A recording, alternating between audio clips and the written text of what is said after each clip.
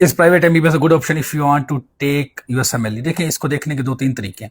अगर आप फाइनेंशियली देखते हो तो पहले तो आपको 1 करोड़ 40-50 लाख तो आपको लगाना पड़ेगा एमबीबीएस के दौरान, फिर आपको तकरीबन कोई 50 से 60 लाख लगाना पड़ेगा एमएलई के दौरान।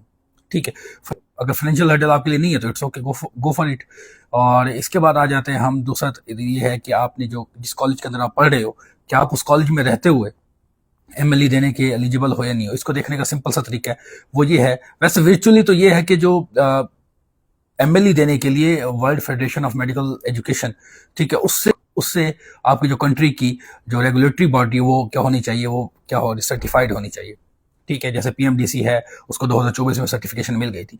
इसका मतलब जो पीएमडीसी से रिकॉग्नाइज होगा इदारा पाकिस्तान के अंदर कोई भी, तो उसके बच्चे एमएलई दे सकते हैं। बट फिर भी एक और तरीका भी है देखने का, वो ये है कि world directory of medical school के अंदर स्कूल की वेबसाइट पे जाएंगे, अपने कॉलेज का नाम डालेंगे, तो ये शालामार डाला है तो देखो ये नाम आ गया, तो आप देखोगे अगर वहां पे ये नाम आ जाता है तो फिर तो आप एलिजिबल हो। ठीक है, सपोज कोई इदारा है, वो पीएमडी से तो उसे सर्टिफाई करती है कि वो हमारा इदारा है पाकिस्तान का, बट ये है कि world directory of medical school के अंदर नहीं आता, तो फिर आप एमएलई नहीं दे सकते।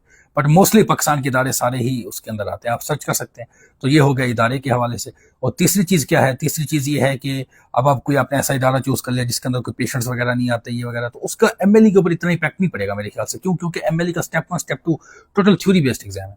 ठीक है, आपको कोई क्लिनिकल्स तो आपने हाथ करके दिखाने नहीं है, तो वो आप पढ़ के तैयारी करके, साफ ज़ाहिर है टफ एग्जाम है तो आपको मेहनत करके आप दे सकते हो। ठीक है, तो ये फिर भी आपको कोई क्वेश्चन हो तो आप पूछ सकते हैं। Thank you.